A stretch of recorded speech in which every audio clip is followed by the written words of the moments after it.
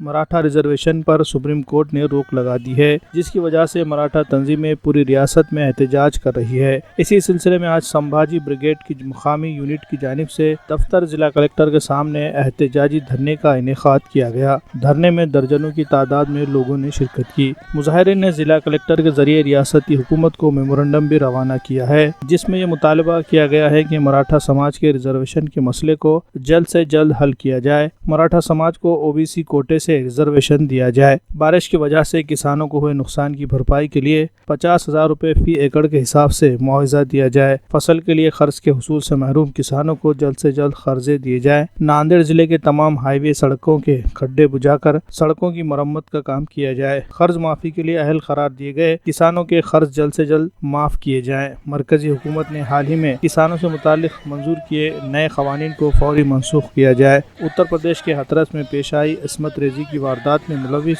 सभी मुलजमीन को जल्द से जल्द फांसी की सजा दी जाए। एहतजाजी मुजाहिरीन ने हुकूमत मुखालिफ नारे भी लगाए।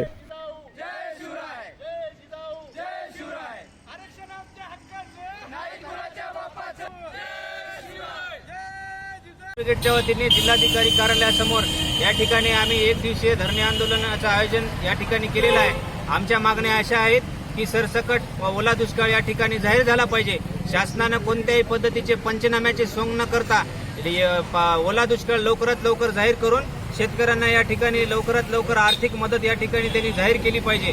आज नांदेड जिल्हाभर वेगवेगळ्या ठिकाणी वेगवेगळे आंदोलनं संभाजी ब्रिगेडच्या वतीनं या नांदेड जिल्ह्याभरामध्ये झालेले आहेत, पण त्या कलेक्टर ऑफिस जिल्हाधिकाऱ्यांना देखील कुठेतरी या ठिकाणी जागा करण्यासाठी जिल्हा प्रशासनाकडून सरकारला या ठिकाणी जागा करण्यासाठी हे या ठिकाणी आम्ही धरणे आंदोलन केले आहेत। आज संभाजी ब्रिगेडतर्फे जिल्हाधिकारी कार्यालयासमोर आम्ही सरकारला जागा करण्यासाठी आणि ज्या सरकारनं गेल्या वर्षी कोणतेही फुलपट्टी न लावता कोणताही पंचनामा न करता शेतकऱ्याला मदत मिळावी म्हणून जे ठाकरे सरकार गेल्या वर्षी म्हणत होतं तेच आज आमची मागणी आहे। ठाकरे सरकारनं आज कोणताही पंचनामा न करता शेतकऱ्याला हेक्टरी 50,000 रुपये त्यांच्या खात्यामध्ये टाकावे।